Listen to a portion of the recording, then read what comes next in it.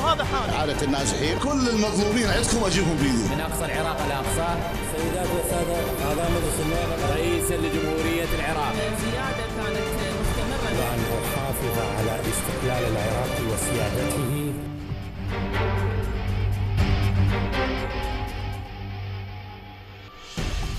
عطل الإطار التنسيقي جلسة انتخاب الرئيس وحقق مراده، واستفز الصدر بإصراره وزاد عناده. ولأن لكل حادث حديث، فهسه إجا وقت الحكي عن اللجان. معقولة يعقد التحالف الثلاثي جلسة هو مضى من نصابه؟ وليش ضمن التصويت على اللجان؟ وشنو كان الهدف؟ اللجان لو الرئاسة؟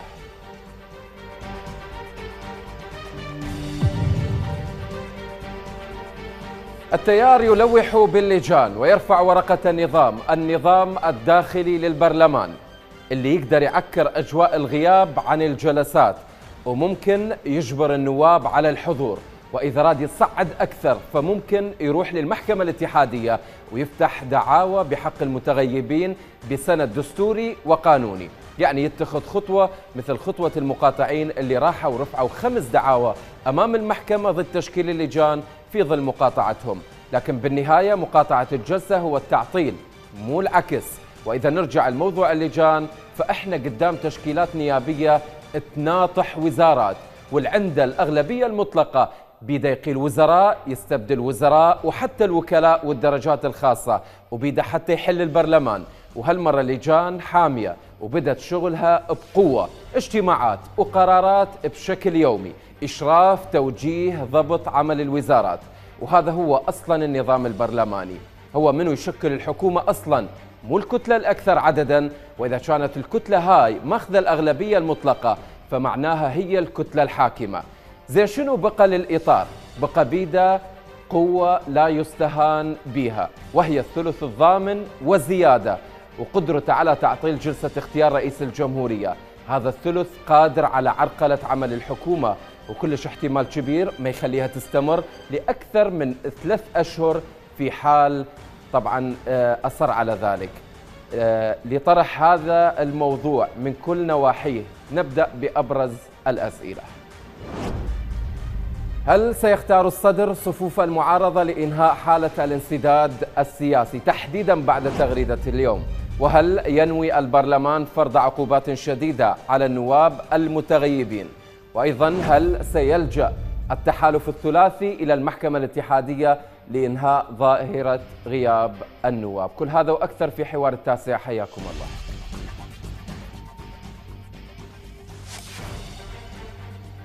وفقا لتعاليم الدستور ومسار القانون، فإن حضور جلسة مجلس النواب لاختيار رئيس للجمهورية واجب على كل نائب ونائبة.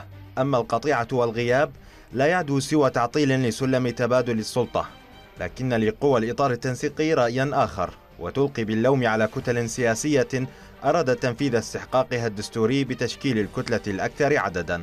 يجب أن نضع مقدمات لهذه الأغلبية. اليوم خلال هذه ال4 سنوات نعدل قانون الأحزاب، قانون مجلس الاتحاد، قانون الانتخابات، ثم بعدها نضع أسس الأغلبية. نتفق على أن لا نفرط بحق المكون الأصيل برئاسة الوزراء. تجلت مطالب الإطار التنسيقي بوضوح على لسان نائبته عالية نصيف، وتمثلت بأساسين: أن تجمع الكتل السياسية مسبقا على استبدال التوافق بالأغلبية، إضافة إلى ضمان أن يكون رئيس الوزراء شيعيا مهما كانت هوية الكتلة الأكبر. السيناريو المعد من قبل التحالف الثلاثي وصلنا إلى الانسداد السياسي، وبالنتيجة أنه ستبدأ مرحلة جديدة من الحوارات. بالتأكيد الإطار التنسيقي لديه مبادرة، وستبدأ بنا الآن يعني مفردات هذه المبادرة بالتطبيق. بدايتها أن يكون هناك حوار جدي وحقيقي بين الإطار التنسيقي والكتلة الصدرية لغرض تشكيل الكتلة النيابية الأكثر عددا، وهي الخطوة الدستورية الأولى باتجاه الإسراع في تشكيل الحكومة الوطنية. جلسة الأربعاء الماضي صورت الحجم الحقيقي للتحالف الثلاثي نحو 180 نائبا، أي يملك كافة الأغلبيات عدا أغلبية الثلثين، وتمكن من امتلاك أهم اللجان النيابية التي قد تلعب دورا محوريا في حسم نصاب جلسة انتخاب الرئيس. حياكم الله من جديد مشاهدينا الكرام. الآن أرحب وإياكم بضيوف حلقتنا لهذه الليلة الدكتور عبد السلام برواري عضو برلمان كردستان سابقا وعضو الديمقراطي الكردستاني حياك الله، والسيد صفاء الأسدي عضو التيار الصدري حياك الله سيد صفاء، والسيد سلام الزبيدي عضو الإطار التنسيقي عن تحالف النصر حياك الله سيد سلام. أبدأ من السيد صفاء الأسدي تحديدا بعد هذا المستجد قبل قليل وتغريدة السيد مقتدى الصدر كانت مفاجئة حقيقة للجميع ويمكن مفاجئة أكثر للإطار التنسيقي، بالتالي أمهلهم تقريبا 40 يوم لتشكيل حكومة من دون التيار الصدري. شنو الغاية من هذه الخطوة تحديدا من السيد مقتدى الصدر؟ بسم الله الرحمن الرحيم، تحية طيبة مكللة بحب واحترام لك أستاذ العزيز، لضيوفك الأكارم، لجميع المشاهدين. لا يخفى على أحد أنه طوال الأشهر المنصرمة شهدنا انسدادا سياسيا واضح، وخصوصا مع تأخير الاستحقاقات الدستورية وتأخير تشكيل الحكومة اللي يتطلع لها الشعب وينتظرها صباحا ومساء من أجل أن تضمن استحقاقاته وأن تضمن حقوقه وتلبي واجبات المواطن. لكن مع الأسف ما شهدنا انفراجا، وخصوصا أن الأخوة في الإطار التنسيقي أو ما يسمى بالثلث المعطل مارسوا كثير من الأمور التي تدعو إلى التأخير والتسويف، ابتداء من الاعتراض على نتائج الانتخابات ثم الذهاب إلى المحكمة وتقديم الشكاوي والطعونات وتأخير قضية انعقاد جلسة انتخاب رئيس الجمهورية. اليوم السيد الصدر من موقف العزيز المقتدر وضح للشعب العراقي وللكتل السياسية موقفه، وأعطى للثلث المعطل منحة على طبق من ذهب، وهي إن كنتم قادرين على أن تنطلقوا إلى الفضاء الوطني وأن تتفاوضوا مع كل الكتل دون استثناء، يستثنى من ذلك الكتلة الصدرية، لأننا أوضحناها وقالها سيدنا الصدر: لن أتوافق معكم، اذهبوا إلى الفضاء الوطني، اذهبوا إلى جميع الكتل، تحاوروا معهم، اقنعوهم ببرنامجكم بما تريدون أن تقدموه خلال ال4 سنوات القادمة، وهو ألذ من الشهد بالنسبة لنا. عندئذ سوف يتحقق مطلبين هما طيبين إلى أنفسنا. المطلب الأول أنها تشكلت حكومة الأغلبية الوطنية، وهذا متبنانا، وهذا هي أمنيتنا، على اعتبار أن حكومة الأغلبية الوطنية هي الفرج الحقيقي للخروج من أزمات حكومة التوافقية. خلص بهذه التغريدة يا سيد صفاء السيد مقتدى الصدر وكأنما تنازل عن هذا المشروع. ليش عزيزي؟ على العكس، بل هذه التغريدة جاءت لتأكيد المؤكد أنه لا بد من تحقيق أغلبية وطنية حينما يكون الصدريون خارج الحكومة وفي فسطاط المعارضة. عندئذ الطرف الآخر قد شكل حكومة الأغلبية الوطنية. عذرا لحضرتك، بما أنه تغريدة قبل دقائق نزلت فلا بد من قراءتها المشاهد الكريم حتى يعرف بتفاصيلها، وارجع لك ونناقش بعض الأمور بها. باسمه تعالى نعمة أنعمها الله علي أن أمكنني أن أكون من مع الكتلة الفائزة الأكبر في الانتخابات، بل فوز لم يسبق له مثيل، ثم جعلنا الكتلة والتحالف الشيعي الأكبر، ثم من علي بأن أكون أول من ينجح بتشكيل الكتلة الأكبر وطنيا، إنقاذ الوطن وترشيح رئيس وزراء مقبول من الجميع، ولن أستغني عن ذلك والحمد لله رب العالمين. فازعجت تلك التحالفات الكثير فعرقلوا وما زالوا يعرقلون، ولكي لا يبقى العراق بلا حكومة فتتردى الأوضاع الأمنية والاقتصادية والخدمية وغيرها، ها أنا ذا أعطي الثلث المعطل فرصة للتفاوض مع جميع الكتل بلا استثناء لتشكيل حكومة أغلبية وطنية ومن دون الكتلة الصدرية من أول يوم في شهر رمضان المبارك وإلى 9 من شهر شوال المعظم فإلى ذلك اليوم. أسألكم الدعاء وقبول الطاعات وعلى الأحبة في الكتلة الصدرية عدم التدخل بذلك لا إيجابا ولا سلبا. سيد صفاء تفضلك من كلامك. حتى هم الدكتور عبد السلام برواري وأيضا السيد سلام الزبيدي يكونون على اطلاع على هذه التغريدة. تفضل. أي نعم، صار واضحا للجميع أنه سماحة السيد مقتدى الصدر وضح المشهد بصورة واضحة وجلية. أولا مكننا الله سبحانه وتعالى وببركة الشرفاء من أبناء الشعب العراقي أن نكون الكتلة الأكبر نيابيا على طول ال 19 عام الماضية شيعيا أولا، وكذلك أن مكننا بإيجاد تحالف وطني هو أيضا يعتبر التحالف الأكبر لأنه تحالف إنقاذ وطن يمتلك الأغلبية المطلقة تحت قبة البرلمان. يبدو أن كلا الأمرين أزعج الطرف الآخر وامتعض، ولذلك وجدنا كثير من المشاكسات والعرقلات طوال المدة الماضية. الآن نحن نجعل قضية توقف للزمن فيما يخص الكتلة الصدرية ونفتح المجال لهم أن يتفاوضوا مع الجميع، جميع الكتل دون استثناء. سيد صفاء 6 أيام شنو اللي ممكن يصير بها أصلا؟ يعني نتحدث اليوم باعتبار 31 انتهى من 1 بالشهر، ال6 أيام آخر موعد المفروض يتم ترشيح رئيس الجمهورية بهذا الموعد.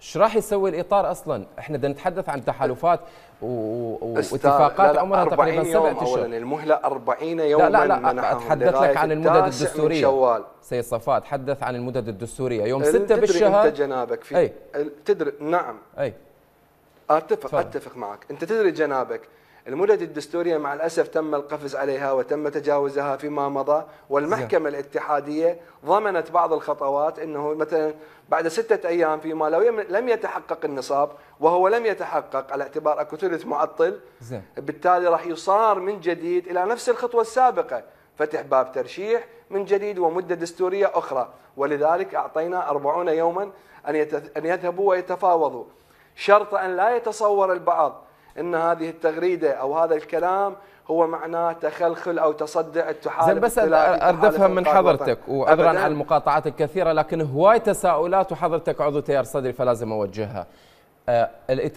التيار الصدري فلنفترض تقريبا أعتقد عدد نوابه 75 نائب، انسحب، يجي الإطار التنسيقي بمكانه مع إنقاذ وطن أو مع الديمقراطي الكردستاني بالإضافة إلى الاتحاد وباقي أعضاء الإطار وتحالف السيادة، ويشكلون الحكومة. ماكو مشكلة بهذا الأمر، يعني مجرد بدلنا الإطار بالتيار. ماكو مشكلة، خلي كل مجلس النواب يشكل الحكومة باستثناء التيار، خلي 75 واحد يذهب إلى معارضة. وتدري أنت جنابك المستقلين كثير منهم أعلنوا سلفا ومنذ اليوم الأول أنهم ذاهبون إلى المعارضة. سنكون نحن والمستقلون في فسطاط المعارضة. أنا بس أريد أقول أنبه على قضية. ليش سألتك بعض السؤال؟ سيد مقتدى الصدر هو أعطى الخيار للإطار التنسيقي، لكن بذات الوقت هو اشترط تشكيل حكومة أغلبية وطنية. شنو اللي يقصد بها حكومة الأغلبية وطنية؟ شنو شكلها؟ شوف عزيزي، حينما يكون أكثر من 100 نائب خارج الحكومة، لأنه الصدريين 75 والمستقلين راح يكون عددهم ما لا يقل عن 30 مقعد، هاي 105 نائب خارج فسطاط الحكومة بالمعارضة. عندئذ تشكلت حكومة الأغلبية الوطنية، لأنه صار 2 من أعضاء مجلس النواب في الحكومة وثلث في البرلمان. وهذا التأسيس هو الذي ندعو له بغض النظر إن كنا نحن في الحكومة أو في المعارضة. لكن السؤال الأهم أستاذ أنه الإطار حينما سوف ينطلق إلى الفضاء الوطني ويريد أن يتفاوض، ستكون مجموعة من النقاط حاضرة. أولا، هو قبل أيام يصف التحالف الثلاثي الكرد والسنة المتفقين مع الكتلة الصدرية بأنهم مشروع خارجي، بأنهم دعاة تطبيع، بأنهم مشروع إماراتي إلى آخره. الآن كيف يتحاورون معهم؟ والأمر الثاني، إن من ذاق حلاوة الوطنية عند الصدريين هل سوف يستبدلها بمرارة التبعية عند الآخرين؟ لا أعتقد على الإطلاق. هسه الديمقراطي الكردستاني راح يجاوب عليها الدكتور عبد السلام برواري. مساء الخير على حضرتك، نعرف موقف الديمقراطي خلال لقائك ويانا. مساء الخير دكتور عبد السلام، شلون شفت هذه التغريدة وهذه الدعوة من السيد مقتدى الصدر؟ أعتقد أيضا مفاجأة للديمقراطي الكردستاني. بالتالي أسألك، هل الديمقراطي الكردستاني جاهز اليوم للذهاب مع الإطار التنسيقي من أجل تشكيل حكومة أغلبية وبالتالي التيار يذهب إلى المعارضة؟ أهلا وسهلا، أهلا بك، أهلا بضيوفك الأعزاء الأستاذ صفاء والأستاذ سلام، وكذلك الأخوة والأخوات المشاهدين والمشاهدات. حتى أساعدك أسهل عليك الأمور، أجاوب على السؤال الثاني، وهو أنه أنا ما عندي أي معلومات، أنا ما مصرح لي أنه أتكلم باسم الحزب الديمقراطي الكردستاني. انا كعبد السلام برواري اقدر اجاوبك دكتور. والكلام اللي راح اقوله احسبوه علي اني حلو. لان حقيقه يعني يحتاج الى موقف حزب. ليش ادعي؟ اولا دكتور بس اسمح لي، اول شيء خلينا نتفق، تتحمل مقاطعاتي اليوم لانه صار هواي ما مستضيفك ويانا، واكو هواي امور لازم اناقشها. ثاني شيء دكتور، يعني بدل ما تداريني تقاطعني. عزيز علينا دكتور. ما راح اطلب منك تتحدث باسم الديمقراطي الكردستاني، لكن حضرتك قريب من الديمقراطي الكردستاني وتعرف توجههم، بالتالي نتحدث بهذا الاطار حتى نطلع بنتيجه على اقل تقدير.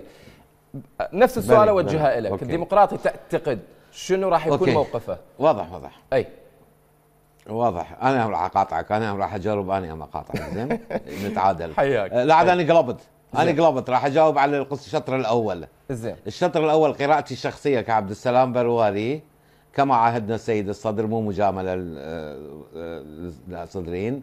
كلامه واضح ويروح بدون لف ودوران، ما يستعمل مثلنا لغات تخم متاهات، صريح جدا. انا قرأته دا يقول لهم يتحداهم ان يشكلوا الكتله الكبرى بكل بساطه، بشرط ان تكون كتله وطنيه. الشيء الثاني، انا اعتقد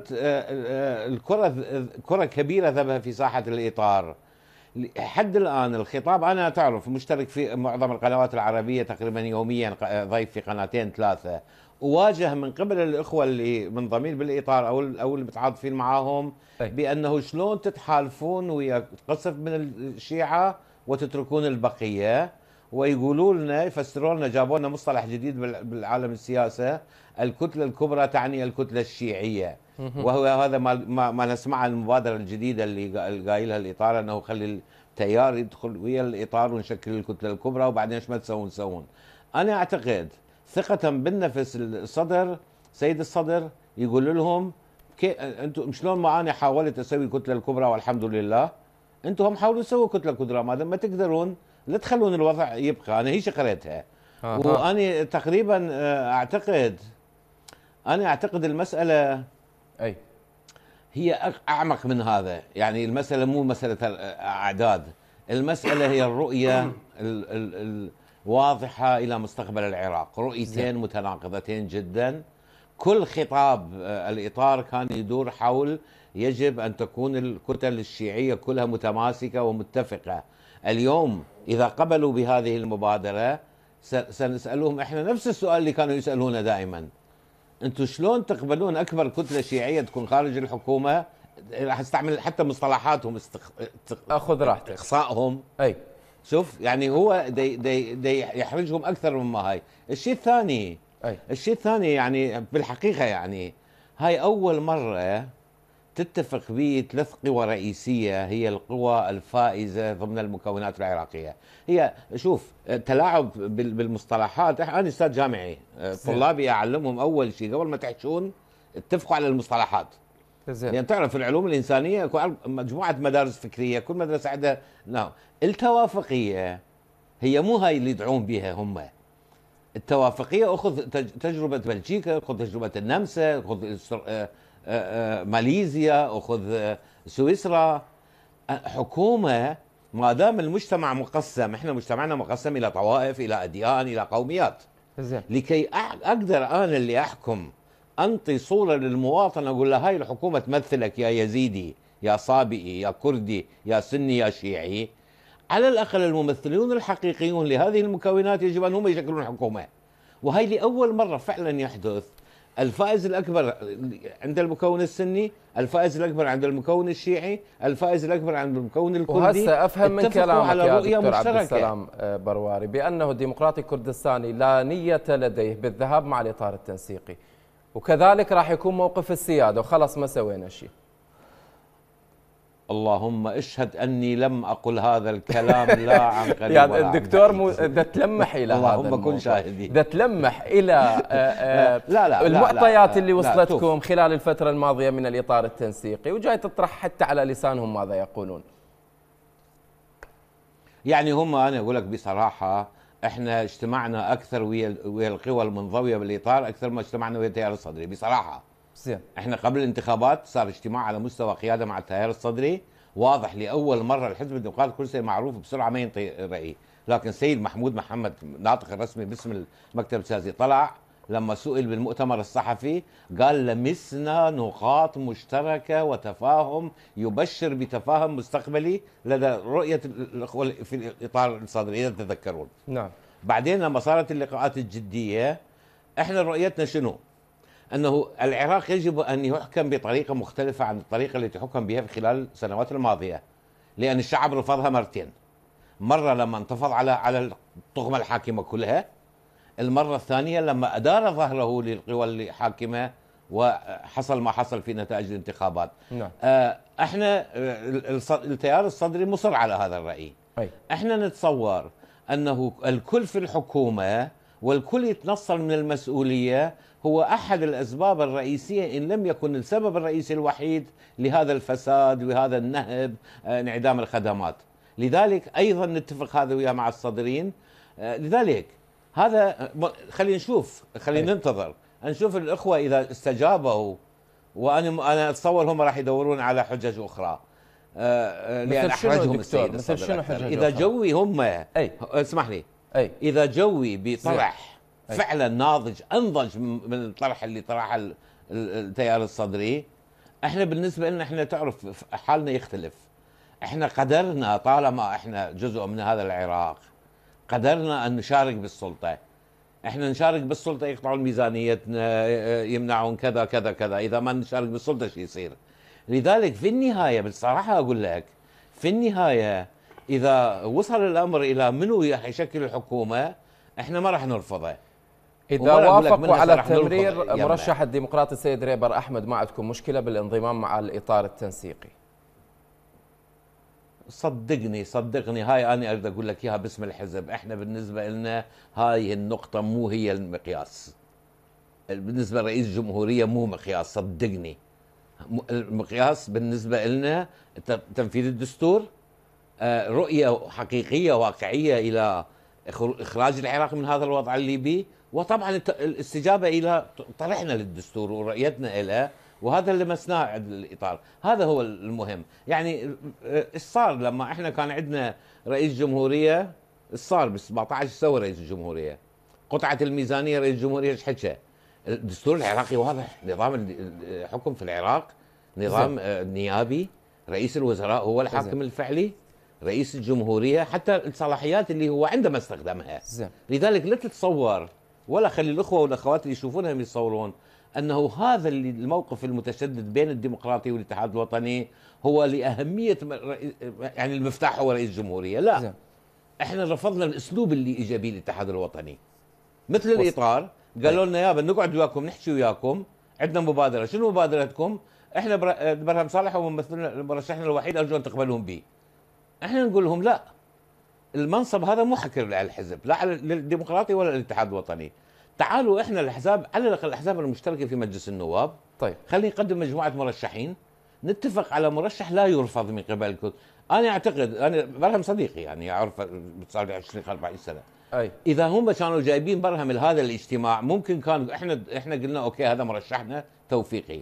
يعني اللي ما يسمى بالخلاف الكردي والصراع الكردي مو جديد اولا، يعني بال 2018 كان عندنا مرشح. صحيح. الاسلوب خاطئ، الاسلوب ما قبلنا به. وصلت. خلينا ننتقل للسيد سلام الزبيدي عضو الاطار التنسيقي. مساء الخير على حضرتك سيد سلام. موقف الاطار التنسيقي من هذه الدعوه؟ مساء الخير عليك وعلى مشاهديك، حياك الله، وضيوفك الاكارم الافاضل. اولا انا يعني ابتداء خلي ما نريد نخرب عليك البرنامج ولا نريد نخرب المحاور، بس يعني تصحيح المعلومه. يعني نعم انا عضو تحالف النصر ونحن جزء من الاطار التنسيقي الشيعي، ولكن أنا أتكلم باسم تحالف النصر وليس الإطار التنسيقي. خلاص هو تحالف النصر جزء من الإطار التنسيقي. لا مو حتى نكون واضحين، لأن احنا عندنا رؤية وعندنا موقف من ما يجري الآن وهذه الخلافات، وبالتالي نريد نتحدث بواقعية أكثر مما نكون منحازين لطرف معين على حساب الطرف الآخر. بواقعية شلون ينظر الإطار التنسيقي لهذه الدعوة؟ شلون ينظر ائتلاف النصر على اعتباره هو جزء من الاطار التنسيقي يلا النصر ولا يهمك. نظرتنا لهذا الامر حقيقه يعني احنا لدينا احباط كبير مما وصلت اليه العمليه السياسيه من انسداد سياسي عميق، وبالتالي لم يكن هناك توافق بين كل الاطراف للخروج من هذه الازمه الكبيره التي كان يعني للاسف لا يوجد فيها فائز وخاسر الا هو المواطن العراقي والوطن. وبالتالي كان التاخير في اذا كان تعطيل تسميه رئيس الجمهوريه وينعكس عنه ايضا تسميه رئيس الوزراء اللي تتشكل الحكومه، حقيقه هذا امر يعني ما كنا نريد ان يعني يوصل الى هذه الدرجه، على اعتبار ان هناك قواسم مشتركه بين كل الاطراف في تحقيق معادله سياسيه تغير الواقع المحبط لدى كل المراقبين لدى الشارع. يعني اليوم الكل رفع شعار الاصلاح والتغيير، ولكن يبدو ان ما زالت سياسه كسر الارادات وسياسه كسر العظم وربح السلطه على حساب الدوله هي حاضره على كل المستويات. يا سيد سلام، والله ماكو اكثر من هيج دلال. اسمح لي يعني هسه يعني خلاص التيار الصدري اليوم السيد مقتدى الصدر يعني هذا موقفه. تعتقد بكسر عظم مثلا لو كسر اراده للاطار التنسيقي؟ هو خلاص سلمكم الموضوع كله، شكله الحكومه بس تكون حكومه اغلبيه وارجع واقول لك والتيار الصدري رايح للمعارضه. اي سيدي الكريم بس خلي للتوضيح، لان احنا امام مش متلقي، المتلقي يريد يسمع شيء يفيده، ما يحب يسمع هاي المناكفات والصراعات. الشعب تعب من هذه الصراعات. زين احنا اولا خل اوضح لك ولضيوفك الاكارم وللجمهور، اولا احنا لسنا في معادله الصراع على السلطه، لاننا لا نملك المقاعد في تحالف النصر اللي تخلينا جزء من هذه المعادله ومن هذا الصراع. نحن ائتلاف رفع شعار التغيير والاصلاح والحكم الرشيد ودوله المؤسسات، وكان لدينا مشروع ما نجح بالانتخابات لاسباب كثيره. وجودنا بالاطار التنسيقي الشيعي وكان وجود اخلاقي، لان الاطار التنسيقي الشيعي لم يؤسس اليوم. الاطار التنسيقي الشيعي موجود منذ الشهر العاشر لعام 2020، وكانت الكتله الصدريه جزء من هذا الاطار. وبالتالي بعد الانتخابات ونتائج الانتخابات وجودنا في الاطار هو من اجل ابقاء باب الحوار الوطني مفتوحا وتقريب وجهات النظر بين كل الاطراف، رغم ما حصل من تظاهرات ومناوشات ولاقت للاسف تصل الى ما لا يحمد عقباه. ولكن كان الصوت العقلاني والوسطيه وتقريب وجهات النظر حاضر حتى قبل انعقاد جلسه يوم السبت ويوم الاربعاء، وكان الدكتور العبادي حقيقه حلقة وصل في تقريب كل وجهات النظر من أجل الخروج من هذا المأزق. عودة إلى سؤالك أنه ماذا يعني الإطار التنسيقي الشيعي الآن الكرة في ملعبهم بعد تغريد السيد مقتدى الصدر. أنا أتفق مع الدكتور عبد السلام اتفاق كامل أن تغريدة السيد مقتدى الصدر أقراها أني أنها هي تحدي جديد، على اعتبار أنه ما ممكن للإطار أن يشكل الأغلبية الوطنية التي يعني ممكن أن يراهن عليها السيد مقتدى الصدر، على اعتبار أنه هناك ممكن اتفاق بكل الأطراف بالتحالف الثلاثي بأن يعطون الحجة، يرمون الحجة على الإطار مقابل أن لا يذهب أي طرف من الأطراف في التحالف الثلاثي مع الإطار. وبالتالي هذا راح يزيد الأمر تعقيدا، وراح تتأخر تشكيل الحكومة وتسمية رئيس الجمهورية. وأعود وأقول أن الخاسر الوحيد في هذه المعادلة السياسية هو الوطن والمواطن والخدمات والمشاريع. وهذا الصراع للأسف أو أكرر وأقول صراع كسر الإرادات وإعلان ثوب المنتصر، هذا لا يخدم العملية السياسية. للأسف خلال اليومين السابقين شاهدت على كل وسائل الإعلام يخرج يعني ممثلين عن التيار الصدري وممثلين عن الإطار، وكأنها هناك معركة وهناك فائز وخاسر وكل يلمي باللائمة على طبعا فهناك فائز وهناك خاسر. يا سيد سلام احنا وين عايشين الله يخليك؟ صار لنا 6 اشهر. لا فائز وخاسر ضمن الآليات الديمقراطية، واكو كسر عظم واكو كل شيء. نعم، لكن واكو هذا قصف، واكو صواريخ، واكو سيدي الكريم، هذا في مفهوم النظم الديمقراطيه في الدول اللي سبقتنا بهذا المجال لا يوجد هذا الصراع، هناك تبادل سلمي. حضرتك ليش تفترض بانه التيار الصدري ممكن يشترط على الشركاء، اعني الديمقراطي الكردستاني والسياده، بانه ما يروحون على الاطار؟ لا، هو مش اشتراط، انا ما قلت اشتراط، ولكن هو اتفاق. يعني ممكن ان يكون هناك اتفاق على اعتبار انه هذا التحالف الثلاثي قد لديهم مشتركات، لديهم رؤى، لديهم برنامج بالتفقين عليه، وبالتالي ما ذكر من دون يعني ما ذكر من دون التحالف الثلاثي، ذكر من دون الكتله الصدريه فقط. السيد الكريم، السيد مقتدى الصدر رجل ذكي ولديه قدره كبيره في كيفيه ان يخرج بتغريده او اي تصريح يخرج عن السيد مقتدى الصدر، فهو حقيقه مدروس بعنايه كامله، والرجل اصبحت لديه خبره سياسيه كبيره، وهو قائد كبير يستطيع ويعرف ماذا يتكلم وماذا يقول. وبالتالي انا اقول هنا ليس طعنا بالسيد مقتدى الصدر، ولكن اقول ان العمليه وصلت الى ان هناك صراعات يعني كبيره بين الطرفين، وحتى التغريده اللي سبقت هذه التغريده مع السيد مقتدى الصدر يعني انهت الخلاف بشكل كبير. طيب بين التيار والاطار، الامل بهذه العمليه، وحتى الاطار غير معادلته ومبادراته، لانه اصبح لديه يقين ان السيد مقتدى الصدر ما ممكن ان يذهب مع الاطار بتوافق لتشكيل الحكومه، وبالتالي تغيرت الان الخطط والمعادلات في كلتا الطرفين. وبنفس الوقت سيد سلام، السيد مقتدى الصدر متاكد بانه الديمقراطي الكردستاني وتحالف السياده ما راح يروحون ويا الاطار ويشكلون الحكومه، وخلى الاطار التنسيقي امام موقف. سيد صفاء، الجواب لك، امام موقف محرج طبعا. التحالف الثلاثي لا يوجد اي احراج على الاطلاق.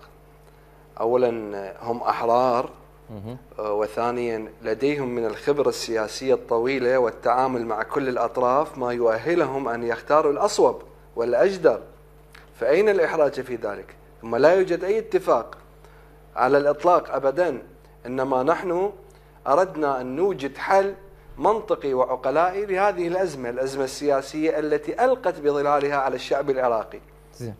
هي عبارة أستطيع أن أقول رسالة للشعب العراقي، إنه أيها الشعب العراقي العزيز الحبيب، ها هو السيد مقتدى الصدر الذي يصدر نفسه خادما للشعب العراقي، كان قاب قوسين أو أدنى من أن يشكل حكومة الأغلبية الوطنية، حكومة لا شرقية ولا غربية، قرارها عراقي، تعنى بالمصالح العامة، تقدم خدمة حقيقية للمواطن، يتحمل مسؤوليتها أمام الشعب العراقي نجاحا وإخفاقا. لكن هنالك أطراف اجتمعت، انزعجت، امتعضت، فعطلت هذا المشروع. والآن السيد مقتدى الصدر أمام الشعب العراقي أيضا يتنازل عن حقه ككتلة أكبر وأكثر وأقدر على إدارة المرحلة القادمة، ويقول اذهبوا شكلوا الحكومة بعيدا عني وأنا سوف أذهب إلى المعارضة. أكثر من هذا الدلال بلغة أهلنا وين يلقون؟ إيش نسوي لكم بعد؟ إحنا ما نتقارب أو نتفق معكم أو نعود إلى التوافق ولن يحصل أبدا. وإلا لماذا أجرينا السيد مقتدى الصدر، سيد صفاء متأكد بأنه لا يمكن أن تشكل حكومة بلا التيار الصدري، وإن تم تشكيل حكومة بلا التيار الصدري ما تستمر. قبل كنا نقول 6 أشهر، ما تستمر هالمرة شهرين. شوف عزيزي، أولا نحن نمتلك من الإيثار ومن التضحية من أجل العراق ما لا يمتلكه البعض الآخر. خلي يشكلون ويجمعون أغلبية مطلقة، نصف زائد 1 من العدد الكلي اللي يأهلهم لتشكيل حكومة. ستجدون بأن التيار الصدري أول الحاضرين تحت قبة البرلمان. احنا لا راح نجتمع بقصور، لأن بغداد كلها ما أن بها قصر، ولا راح نطش شكليات لأن عطلنا مصالح الشعب العراقي أبدا. راح نحضر ونكمل نصاب الثلثين وشكلوا حكومتكم هنيئا مريئا. عسى أن تكون حكومة بها خدمة حقيقية للشعب العراقي، وسنمارس دورنا الرقابي التشريعي تحت قبة البرلمان. لن نكون معطلين ولن نعطل مصالح البلاد والعباد من أجل مكاسب حزبية ضيقة.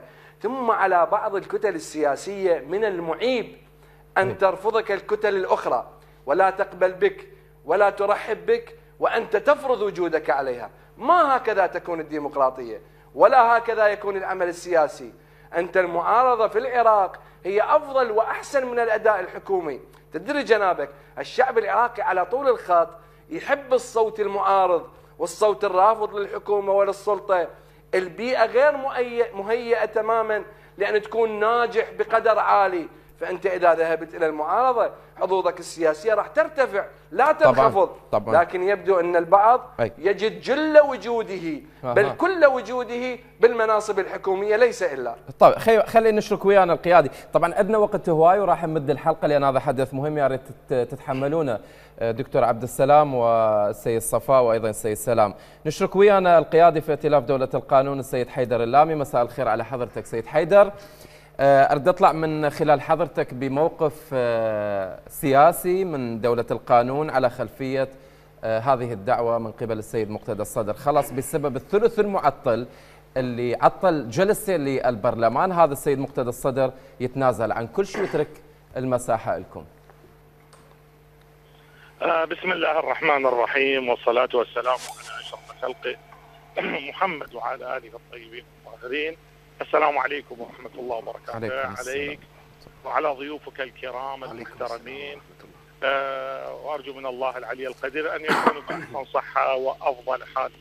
واقعا الأستاذ صفاء أخونا وإنسان محترم منذ 3 أيام وهو يرسل كيل من الاتهامات التي تخصنا، رغم أنه هو يعرف أنه نحن الذين وقفنا مع التيار في كثير من الأمور التي أحاطت به، خاصة أنا كشيخ حيدر اللامي أنا كنت من المقاومين والمطلوبين اللي كنت مع سماحة السيد لمدة 4 سنوات في قم المقدسة وندرس البحث الخارج ونتدارس يوميا. نحن عندما كنا ولا زلنا متمسكين بالتيار الصدري كونه جزء أصيل من العملية السياسية ورفيق الدرب، هذا الدرب الذي كلينا مشيناه، نحن ننحدر من مدرسة واحدة مدرسة آل الصدر، كلينا صدريين الأخوين الصدريين زين. لا انفكاك لنا، لكن هناك أمور حدثت وهناك أمور تداخلت، فكنا نحن نريد أن نبقى أخوين نعمل من أجل يعني الشيخ أنت بديتها باتهام لعضو التيار الصدري، أنا متوقع تبديها بشكر للتيار الصدري على هذا الموقف. عفوا لا، القضية ليست قضية شكر. سماحة السيد نحن نعلم أن سماحة السيد مهما ذهب بعيدا سوف يعود، وهو علمنا على ذلك، وهذا ديدنه بالعملية السياسية، وهذا أيضا لا يكون عيبا بل قد تكون حسنة. بس وضح لي شيخ حيدر، مهما ذهب بعيدا سوف يعود، وين يعود؟ أحسنت. عندما سماحة السيد قرر الابتعاد عن العملية السياسية وقسم انه حرم عليه الى يوم القيامة وعاد الى العملية السياسية، وهذا كان فرحة لنا. زي. عندما خرج من الانتخابات وقال لن اعود الى الانتخابات وعاد الى الانتخابات. عندما قال انه سوف يخرج من كثير عدة مرات انه لن اكون في هذا المكان وعاد. طبعا هذا التنازل انا اقول او هذه المغايرة السياسية هي حسنة وليست سيئة كما يظنها البعض، كون انه يرى المصلحة اين تكون واين تقتضي. لكن عندما نأتي ونرمي الكيل من التهم ونحن نمارس عملية ديمقراطية كفلها الدستور، جلسنا في بيت او جلسنا في مكان او جلسنا في اي، هذا عملية ديمقراطية. شيخنا التهم وين؟ مدى افهم صراحة. هم شركاء وين التهم بالموضوع؟ التيار الصدري. وين الاتهامات شيخ؟ والله ممكن تستعرض الاتهامات. المعطل هو الكردة والسنة، هذه نقطة رئيسية، ونحن عندما مارسنا هذا الأمر مارسناه دستوريا. نريد، نحن لدينا رؤى ورؤانا محترمة، وسماحة السيد له رؤى ورؤى محترمة، لكن هو ينظر لها من زاوية وننظر له من زاوية أخرى. هو يقول نحن ثلث معطل نعطل ما موجود في الحكومة، ونحن نرى السلطة الضامن للعملية السياسية. يعني هسه زعلانين على هاي الكلمة يا شيخ، الله يخليك، احكي لي على موقفكم. اكو انفراجة بالعملية السياسية، اكو انسداد؟ ما نزعل، احنا ما نزعل، احنا آباء العملية السياسية زين. وبشهادة الجميع نحن لا نزعل، نحن كلينا أحدنا يكمل الآخر. نحن عندما نريد أن نقول نحن والتيار الصدري نشترك بعملية سياسية موحدة، اشترك معنا التيار الصدري في جميع الحكومات التي كانت والتي لا تزال. التيار الصدري جزء أصيل فيها، في مجالس المحافظات، في المحافظات وفي البرلمان، وكذلك في المناصب السيادية، وكذلك في كل أرجاء الحكومات التي مرت التيار الصدري. لديه 30 وزارة على مر الحكومات. شيخنا كلش اعتذر على المقاطعات. اريد من حضرتك شيخ حيدر، حتى في قضية صولة الفرسان. بس اسمع هذه شيخ حيدر، ما عندي هذا الوقت والله، وعندي ضيوف ينتظرون يا شيخنا. بس اعطيني موقف دولة القانون، الإطار التنسيقي على تغريدة السيد مقتدى الصدر. خلاص ما عندهم مشكلة، راح يبلشون، راح يبدأون بخطوات. عفوا هذا الأمر تقرره القيادة. أنا متوجه إلى لقاء الساعة 9، لكن الآن أنا في الطريق وازدحامات، فصارت الفرصة أن أتكلم. يا ميت مرحبا، حياك الله. زين، سؤال بطريقة أخرى شيخ حيدر، ما عندكم مشكلة كدولة قانون غدا تفتحون باب الحوار مع الديمقراطي الكردستاني والسيادة؟ أولا نحن يدينا مفتوحة مع الجميع، الكل شركائنا. أنا كنت أجلس مع السيد الرئيس البرزاني وما عندكم مشكلة شيخ حيدر بمرشح الديمقراطي الكردستاني ريبر أحمد؟ لا يوجد لدينا تقاطع مع الجميع ولا نخون أحد، وأنا قلت لك في جميع لقاءاتي معك لا نخون أحد، الكل شركاء والكل أخوة والكل نعمل سوية. طيب. من أجل الخروج بالعراق إلى بر أمان. لكن نحن نريد ونصر. أنا كشيخ حيدر الآن يعني إلى الآن، هذا كلام سيد، إلى الآن أقول ليس من الممكن الذهاب في بكتلة الأكثر عددا إلا بوجود التيار الصدري. شنو هاي؟ الله يخليك يا شيخ. أن يكون معنا قابل بالقوة هي، لا أنتم تاركين التيار الصدري يشكل حكومة. قناعات. اليوم السيد ظهرت له قناعة. هذه القناعات تأتي تباعا. ليس من الممكن إقصاء جهة دون جهة أخرى. شيخنا بسؤال أخير وجواب مباشر بالله عليك. شيخنا، نعم، ما عندكم مشكلة كإطار تنسيقي تدعمون مرشح الديمقراطي الكردستاني السيد ريبر أحمد بنعم أم لا بعد تغريدة السيد مقتدى الصدر؟ ليس من حقي أن أقول نعم أو لا، وهذا أمر متروك للقيادة. حضرتك قيادي في ائتلاف دولة القانون يا شيخ حيدر. وليكن أكو قيادة الإطار. شوف قبل كم يوم سماحة السيد من اتصل بالسيد المالكي، والله وضحت طلب هي منه أن زين. لا هل لديك مشكلة؟ قال له أنا رأيي لا قيمة له أمام الإطار، رأيي ليس له أي قيمة أمام قيادة الإطار، هي من تقرر ذلك. شكرا جزيلا لك القيادي في ائتلاف دولة القانون السيد حيدر اللامي. أعود لي دكتور عبد السلام برواري، استمعت إلى كلام السيد حيدر اللامي وحتى كلام السيد سلام الزبيدي، يعني يبدو أنه هذه الدعوة خلاص ما يعني وجودها وعدمها سواء، ما سوينا شيء بمعنى آخر. يعني هو يعتمد على موقف الأخوة في الإطار شلون يفهمون هذه المبادرة بالحقيقة. دكتور واضح يعني أولا كانوا يتهمونا إحنا السيد حيدر اي هو هذا هذا لازم نسوي مقدمة حتى لا يعتبرون انه احنا بدنا نتهم. يعني هم كانوا يتهمونا يقولون انتم شقيتوا الصف الشيعي والى اخره. احنا شو نقول لهم؟ هذا الزمان مال الاصطفاف البيوتات الثلاثة اللي فرضتها ظروف 2003 انتهى. زين. وكان ضروري، لأن الشيعة عندهم شعور 100 سنة هذه الدولة تظلمهم. الكرد عانوا معانوه إلى وصولا إلى الأنفال وغيرها. السنة كانوا ذاك الوقت يخافون، يقولون أنه يحسبون كل مساوئ النظام علينا. لذلك شيء طبيعي كان حتى أفراد إذا مو بالسياسة يتلمون مع بعض يشوفون شيء يصير.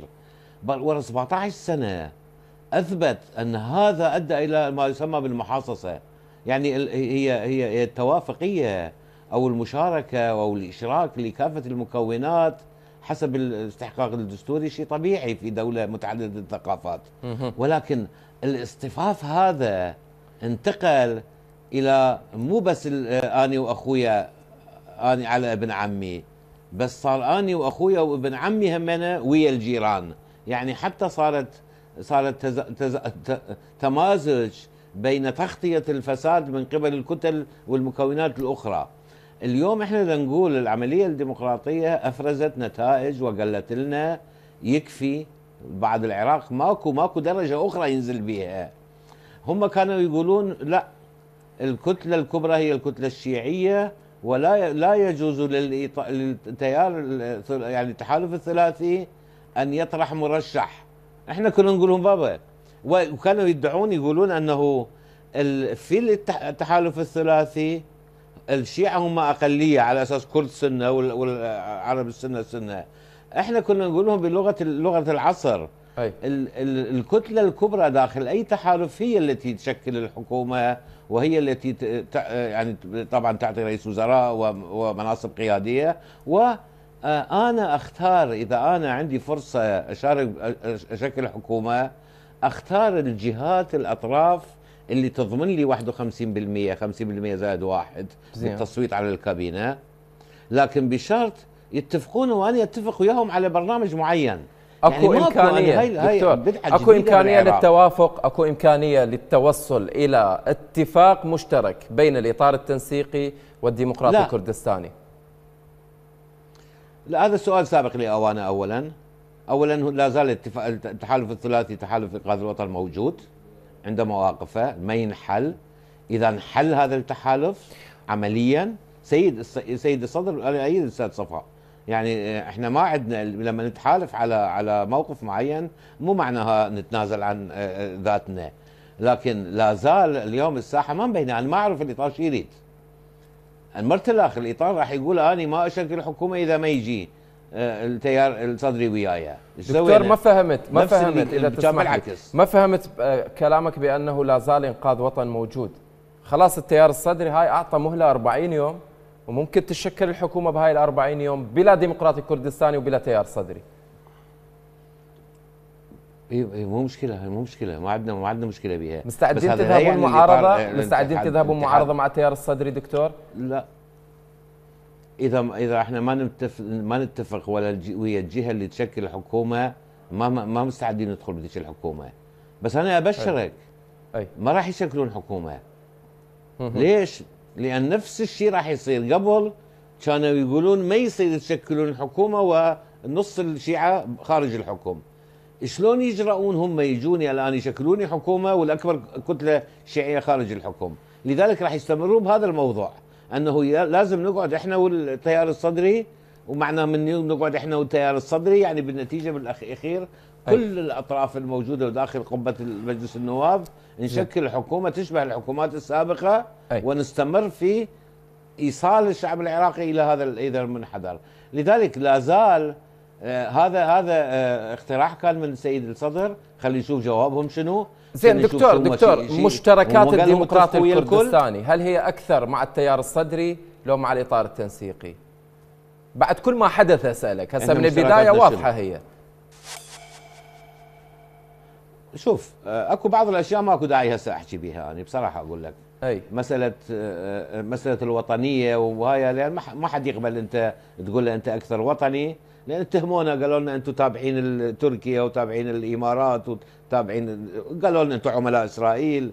ايش تقولون لا على كيفكم. هسه راح يتحالفون وياكم ويمكن يمررون مرشحكم السيد ريبر احمد. زين شلون يصير انت تجيب واحد عند عميل اسرائيلي تحطه وياك او ناقص وطنيه؟ على كيفكم شويه يا اخي، هاي سياسه. القضايا المشتركه شنو؟ احنا والتيار الصدري نؤمن بانه كفى حكومه يشترك بها الكل ويتهرب فيها الكل من المسؤوليه. زين. يجب ان نتقدم بخطوه في التجربه الديمقراطيه بالعراق نحو فعلا النظام البرلماني الصحيح. حكومه قويه، مو مثل حكومه عادل عبد المهدي خطيه ذبوب بالشط وما حد يمد ايده يشيله. لا، حكومه كتلتها هي اكبر كتله، لان باشر عندها مشاريع، عندها قوانين، عندها تعديلات قوانين، عندها مجموعه مسائل متاكده القدره. لهذا لما يقولوا لي كتلتكم الاغلبيه راح تفشل ولا يومين، انا ايش بدي اقول لهم هذا خيال، لان الكتله بالضبط، الكتله الاقوى هي الكتله اللي عندها، يعني الحكومه الاقوى هي الحكومه اللي عندها كتلتها القويه. هذا احنا وياهم هاي النقاط المشتركه، ما شفنا هناك يقول لك لا خلي كلنا نشترك مثل قبل واحنا اخوه وخلاص. احنا شلنا هذا تغيير نظام الحكم، احنا شلنا وياهم، يعني ويا الصدريين، وهم اعتقد كانوا سباقين لما طرحوا فكره انه ما يصير احنا نعيد التجربه السابقه. احنا كان عندنا مبدا 3 مبادئ اللي السيد الرئيس مسعود برزاني اكد عليها. العراق بطبيعته بتكوينه نريد ما نريد الله خلقنا هيك. زين. يجب تكون هناك حكومه بها مشاركه فعليه لكل اللي مشتركين بالحكومه، طيب. مو اشراك رموز. طيب. لان وقت صدام هم كان اكو نائب رئيس الجمهوريه كردي وزراء. نعم. التفاهم هذا كان موجود من قبل الاخوه في احنا كنا ناكد على انه القرارات المهمه لا تتخذ بالاكثريه والاغلبيه في مجتمع مثل العراق. القوى المشاركه بالسلطه على الاقل تتباحث، يعني بالتوافق، وبانه نقنع البعض يطلع قرار مو بالتصويت مثلا غالب وخاسر، لا، نطلع قرارات فعلا ناخذ بنظر الاعتبار مكوناتنا وتكويناتنا. شفنا هذا الموضوع. طيب. الشيء الثاني يكون توازن في تشكيل كل مؤسسات الحكومه ضمن اطارات معينه، وهذه الامور اذا تحققت مع الاطار التنسيقي فماكو مشكله. الصدري ننتظر، لا اذا الاطار التنسيقي خلينا نشوف هو ايش يطرح. يعني السيد الصدر ساعدنا كلنا انه نكون احرار في ان نستمع لهم، وفعلا اذا قنعوا القوى العراقيه كلها، هي ما تبقى على ال 31 كرسي مال الحزب الديمقراطي الكردستاني. اي يعني اذا قدروا يحصلون على طبعا انا ما اعتقد اطار التيار الصدري راح يروح يسوي مساله الثلث المعطل هو همينه، لان ما اصدقهم لا لا اعلن لكن قصدي يعني بدون بدون الحزب الديمقراطي الكردستاني طبعا يروح معارضه. ها موقف واضح من السيد صفاء عضو التيار الصدري، ذكر لك روح معارضه، احنا ما عندنا اي مشكله، المهم تكون اغلبيه. زين خلينا ننتقل خلينا ننتقل للسيد سلام الزبيدي حتى يعود السيد صفاء لباقي الوقت. اذا تسمحوا لي اروح عندي التزام. ولا يهمك، حياك الله، نورتنا دكتور، والنا اكيد لقاءات ثانيه، حياك الله. سيد سلام، تؤكد بأن الإطار التنسيقي لا يذهب إلى تشكيل حكومة أو إلى أي خطوة مقبلة بعد هذه التغريدة بلا تيار صدري؟ لا يعني أنا يعني لحد هذه اللحظة لا توجد أي ردة فعل من الإطار التنسيقي الشيعي، ولكن اعتقادك، رؤيتك؟ رؤيتي أنه ممكن أن تحدث هناك اجتماعات، يعني يوم غد بعد يوم غد، اجتماعات بين الإطار، وبالنتيجة ممكن أن تكون هناك مباحثات حول الآلية الجديدة أو الطريقة بعد تغريدة السيد مقتدى الصدر، وليست فقط أقصد تعتقد الإطار التنسيقي يرفض تشكيل حكومة ما بها تيار صدري حسب رؤيتك؟ إذا كان التيار رافضا، أنا مو أريد أكد لك التغريدة اللي سبقت هاي التغريدة أكد بها السيد مقتدى الصدر أنه لن يذهب مع الإطار في أي توافق، يعني خلاص نقطة راس سطر، قطع الطريق على أي تقارب مستقبلي حول تشكيل الحكومة، وبالتالي الإطار أصبح لديه واضحا أن السيد مقتدى الصدر صراحة يتمحور حول معادلة الحكم القادمة، اللي هي يا اما تكون هناك اغلبيه ياخذ الطرف الذي يشكل الحكومه الاغلبيه، والطرف الاخر يذهب الى المعارضه. خلاص هذه الامر يجب ان يصبح واقع حال امام الاطار، ولكن يعني يحتاج الى مزيد من التفاهمات، يحتاج انه ممكن هذه خطوه في مقتدى الصدر وهو مشكور عليها حقيقه، لانه بالنتيجه هم اصحاب المقاعد الاكثر عددا. سيد سلام، لان بقى وبالتالي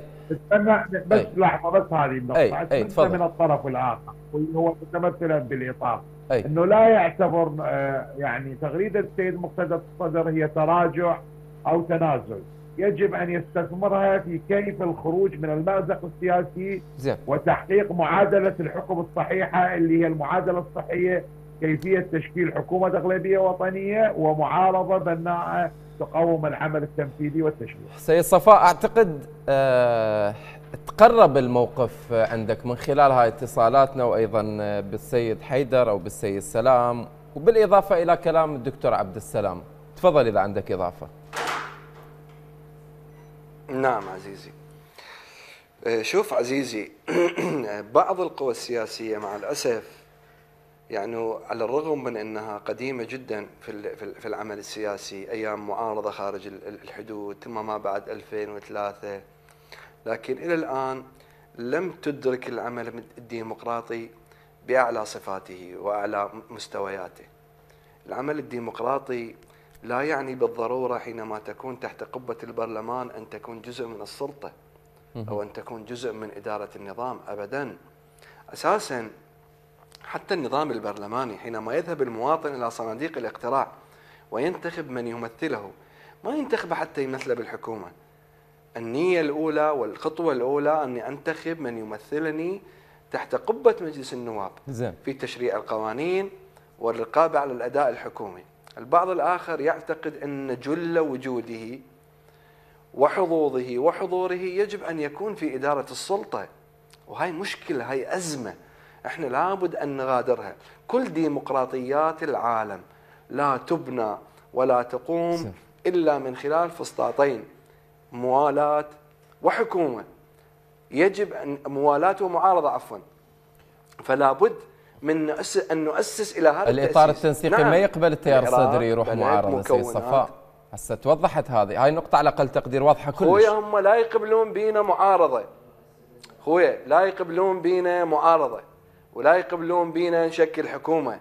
يدري يعني شنو مثلا؟ لا، تعالوا ويانا جزء من يمنا، ويبدي يدرون كل الزين، يعلمون علم اليقين انه احنا في كثير من حكوماتهم احنا مو جزء اصيل بيها ومتنازلين عن وزاراتنا، ويطلع بالاعلام يقول لك التيار الصدري عنده 60 وزاره. 60 وزاره يعني 3 حكومات انا ماخذ كل الوزارات معناتها. ويطلع بالاعلام ويقول لك التيار الصدري شريك ويا. يا اخي الى متى انا اتحمل اخفاقك؟ وصلتكم الى رئاسه الوزراء باصوات الصدريين، ودرت البلاد بانفاس الصدريين، وانا مشتغل بمحاربه المحتل وانتم بالمقابل هسه بهذا الموقف هم راح تسمح للجماعه اللي جاي تتحدث عنهم بانه يذهبون الى تشكيل حكومه ويقودون البلد 4 سنوات. خلي ان كانوا قادرين، لما لا؟ انا ما اريد اكون معطل لمصالح البلاد والعباد واركب راسي اما انا والا فلا. ما عندنا هذا المنطق. احنا تقدمنا خطوه بحكومه الاغلبيه الوطنيه ووصلنا الى اكثر من 200 صوت فعطلها الطرف الاخر. الان ما عندكم مشكله سيد صفاء، سنه ما صايره سابقا. ما عندكم مشكله اذا الديمقراطي الكردستاني بس اذا تسمح لي بهذا السؤال، ما عندكم مشكله اذا الاطار اتفق مع الديمقراطي وتم تمرير مرشح الديمقراطي السيد ريبر احمد لرئاسه الجمهوريه؟ كلام السيد الصدر واضح وصريح. اولا ان يتفاوضوا مع الجميع دون استثناء، يستثنى من ذلك الكتله الصدريه، هاي واحد. 2 وعلينا نحن كصدريين ألا نتدخل لا سلبا ولا إيجابا. الفضاء الوطني مفتوح فليذهبوا. لكن السؤال، أنتم قبل ساعات كنتوا تسمون هذا التحالف تحالف إماراتي أمريكي إسرائيلي تركي مدري شنو. يطلعون بتخريجه هسه وهذا الهم 100,000 تخريجه وطلعوا منها. شنو التخريجه؟ يعني هذا المشروع الإماراتي التركي الباكستاني الهندي اللي ويا الصدريين من راح يصير وياكم يصير مشروع وطني؟ ما هكذا تورد الإبل، ما هكذا تدار العملية السياسية. السيد صفاء أنا ما ردت أرد بأي موضوع حتى ما ندخل بمماحكات. أذكر بالحكومات السابقة أيضا التيار الصدري كان يصف الآن الشريك والحليف خميس الخنجر بالشيطان، وبالتالي رجع وقعد وياه. فاعتقد لا تذهب بهذا الامر يا اخي. يجب ان نخرج اولا لم نصل السيد عزيز انا لا اتحدث، انا ما ادخل بمماحكات، لكن انت هسه بقالي دقيقه صار لك 4 أيام او يومين تطلع بالتلفزيون شاهدتك تصب جم غضبك على وتريد تأزم الموقف كأنه هناك حرب عالمية ثالثة بين الإطار وبين التيار. يا أخي خلي تصير ليش ما تحدثت معكم إلا بحقيقة؟ ليش تنزعجون من الحقيقة سيد الفاضل؟ أنا مو طرف شوف عزيزي أنا تحدثت. احنا مو طرف بالمعادلة يا سيد صفاء. شوف عزيزي صدقني زين احنا ليس لدينا مقاعد ولا ننافس على السلطه ولا نريد نطمح للمناصب، احنا نريد نخرج من المأزق السياسي هذا. عزيزي اولا انت على العين بغض النظر انت وانا الوقت عندي انتهى ب 20 ثانيه والله لازم اختم راس الساعه. سي صفاء باختصار. بس السؤال انت تقول تصب جام غضبك علينا، انا جاي اتحدث بنقاط منطقيه موضوعيه واقعيه. ردوها ان استطعتم. انا ما جاي اتهمكم ولا جاي اهاجمكم. زين انا ما عندي هجوم وياك عزيزي. أشكرك جزيل الشكر. نعم. سي صفاء الأسدي أعتذر الوقت انتهى، عضو التيار الصدري شكرا لحضرتك، والسيد سلام الزبيدي عضو الإطار التنسيق عن تحالف النصر شكرا لحضرتك، والشكر موصول للدكتور عبد السلام برواري عضو الديمقراطي الكردستاني وأيضا القيادي في ائتلاف دولة القانون السيد حيدر اللامي. شكرا خاص لكم مشاهدينا الكرام، نلتقيكم بعد رمضان إن شاء الله، إلى اللقاء.